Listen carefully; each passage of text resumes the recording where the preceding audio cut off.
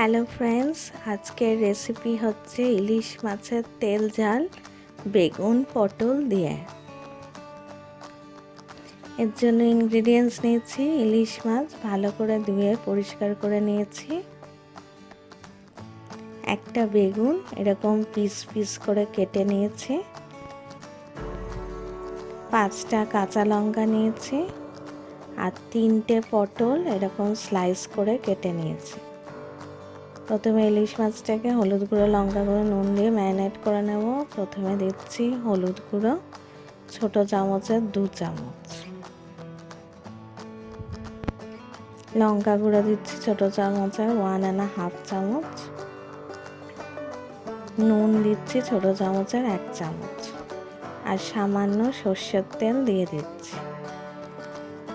এবার ভালো করে সব মাছগুলো মশলার সাথে মাখিয়ে দিচ্ছি। এবার মাছগুলো ভাজা শুরু করব। কড়াইতে 1/2 কাপ পরিমাণ সর্ষের তেল দিয়ে দিয়েছি, তেল গরম হয়ে গেছে।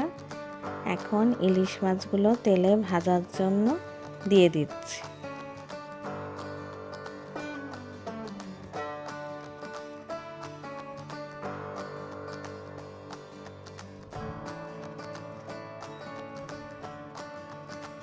মাছগুলো একটু সরিয়ে সরিয়ে দিচ্ছি যাতে করে মাছগুলো একটার সাথে আরেকটার গায়ে না লেগে যায়। মাছগুলোকে 5-6 মিনিট ধরে ভাজা ভাজা করব।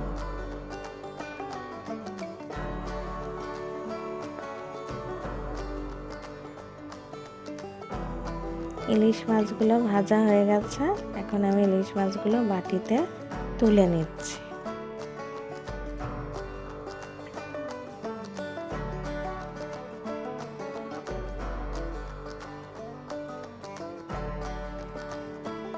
এখন ওই একই তেলে সামান্য কালো জিরা ফোড়ন দিয়ে দিচ্ছি। ফোড়ন ফুটে গেছে, এখন পটলগুলো দিয়ে দিচ্ছি, একটু নাড়াচাড়া করে দিচ্ছি, বেগুনগুলোও দিয়ে দিচ্ছি। এবার সব একসাথে ভালো মতো ভাজা ভাজা করব 2-3 মিনিট ধরে। 2-3 মিনিট ধরে পটল ও বেগুন ভাজা ভাজা করেছি। এখন মশলাগুলো এক এক করে অ্যাড করে দেব। প্রথমে দিচ্ছি হলুদ গুঁড়ো ছোট চামচের 2 চামচ, লঙ্কা গুঁড়ো দিচ্ছি ছোট চামচের 1.5 চামচ, আর দিচ্ছি নুন ছোট চামচের 3 চামচ। আপনারা স্বাদ অনুযায়ী দিয়ে দেবেন। এবার সব মশলা ভালো করে মিক্স করে দিচ্ছি। কাঁচা লঙ্কাগুলো অ্যাড করে দিচ্ছি। 2 মিনিট ধরে মশলাটাকে কষাবো। 2 মিনিট ধরে মশলা কষিয়েছি। বেগুন ও পটল ভালো মতো ভাজা ভাজা হয়ে গেছে। এখন 1 কাপ জল অ্যাড করে দিচ্ছি, ভালো করে মিক্স করে দিচ্ছি। ঢাকনা দিয়ে ঢেকে দিচ্ছি 2 মিনিটের জন্য হাই ফ্লেমে। 2 মিনিট বাদে ফিরে এসেছি। ঝোল ফুটে গেছে। এখন ভাজা ইলিশ মাছগুলো ঝোলের মধ্যে অ্যাড করে দিচ্ছি।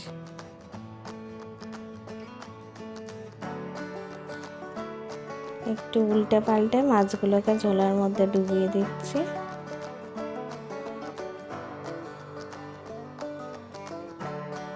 আবার ঢাকনা দিয়ে ঢেকে দিচ্ছি 5-6 মিনিটের জন্য মিডিয়াম ফ্লেমে।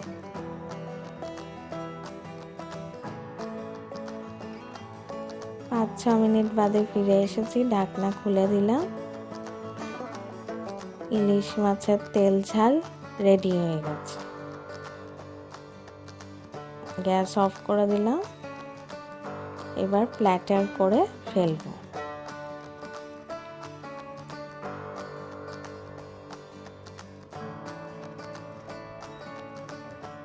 তেল ঝাল ইলিশ মাছের তেল ঝাল প্ল্যাটার করে ফেলেছি। লিজা এটা দেখে খুব আনন্দে নাচানাচি করছে। এটা আপনারা স্টিম হোয়াইট রাইস দিয়ে খাবেন এবং কমেন্টস করে জানাবেন কেমন লাগলো। আমার চ্যানেলটা প্লিজ সাবস্ক্রাইব করবেন, শেয়ার করবেন আমার এই রেসিপিটা আপনাদের ফ্রেন্ডস রিলেটিভসের সাথে। যদি ভালো লাগে আমার এই রেসিপিটা তাহলে লাইক বাটন ক্লিক করতে ভুলবেন না, আর অবশ্যই বেল আইকনটা প্রেস করে দেবেন, তাহলে আমার নতুন ভিডিও আপলোড হলে আপনাদের কাছে নোটিফিকেশান পৌঁছে যাবে। আবার দেখা হবে নতুন একটা রেসিপি নিয়ে।